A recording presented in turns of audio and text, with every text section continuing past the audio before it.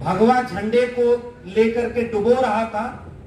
वो बच्चा तालाब में कूद करके मगरमच्छ से लड़ते हुए भगवा झंडे की रक्षा कर लेता।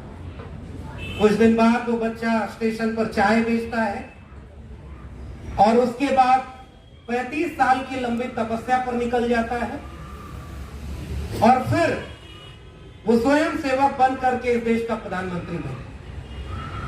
और प्रधानमंत्री बनने के बीच में, प्रधानमंत्री बनने के बाद पता चलता है कि मेरे अपने दिल्ली विश्वविद्यालय से एक डिग्री भी हासिल किया होता है जो कि फेक होती है। एक ऐसे बच्चे की है जो उत्तराखंड में पैदा होता है, जो कुछ दिन बाद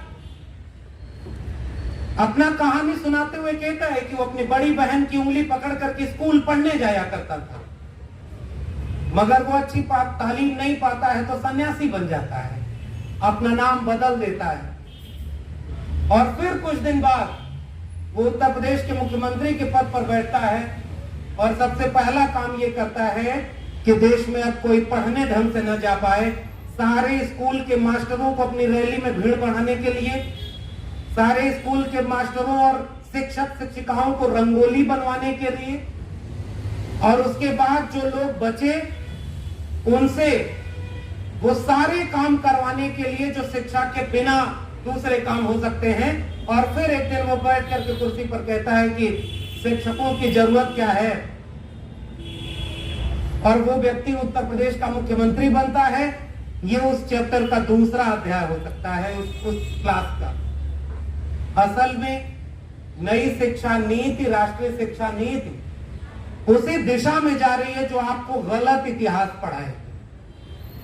जब लाल किले की प्राचीर से लेकर संसद के गलियारों तक झूठ बोला जा रहा हो, तो फिर ऐसी शिक्षा की जरूरत ही क्या है जो सच पर जोर देती। एक जमाने में निदा फाजली ने लिखा था कि बच्चों के नन्हे हाथों को चांद सितारे छूने दो, 4 किताबें पढ़कर वो भी हम जैसे हो जाएं। आज कुछ लोग जब इस मुल्क के हुक्मरान बने तो उन्होंने ये सोचा कि 4 किताबें पढ़ने का मौका तो हमें मिला नहीं, हमने नफरत फैलाकर इस देश में कुर्सी हासिल की, और उस नफरत के खिलाफ जो हमने झूठ बोला था चुनाव प्रचार के दौरान, उस झूठ के खिलाफ जो सबसे मुखर आवाजें आई वो देश के विश्वविद्यालयों से आई। इसलिए उन्होंने शिक्षा को, विश्वविद्यालयों को बर्बाद करने का सबसे प्राथमिक जिम्मा बना लिया, और उसका एक मुकम्मल दस्तावेज है नई शिक्षा नीति, राष्ट्रीय शिक्षा नीति। ये वही शिक्षा नीति है जो ये सुनिश्चित करेगी कि हम सबको पढ़ने का मौका न दें। क्या पढ़ाया जाएगा, मैंने सिलेबस की एक वानगी बताई। आप हरियाणा राज्य का एक फरमान देखिए जिसमें गीता का एक अध्याय पढ़ाने जाने का फरमान जारी कर दिया गया।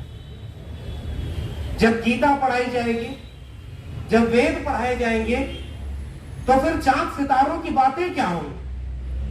फिर वो झूठ कैसे चलेगा कि नाली के गैस से भी चाय बनती है? बादल आ जाएं तो रडार काम नहीं करता। गणेश जी पहली प्लास्टिक सर्जरी है। असल में जो एजेंडा है एक मूर्खों की भीड़ जमा करने का, जिसे अचानक एक दिन समझाया जाए कि तुम्हारा धर्म खतरे में है, सड़क पर उतर करके हिंसा करनी। वो उत्तराखंड और हरिद्वार में जब धर्म सभा करें और ये कहें कि हमें लोगों को काटना भी पड़े तो हम काटेंगे हिंदू राष्ट्र बनाने के लिए, उस पूरे एजेंडे में अगर कोई बाधा है तो वो है शिक्षा। इसलिए शिक्षा के लिए एक मुकम्मल दस्तावेज लाया गया और इस दस्तावेज ने यह सुनिश्चित किया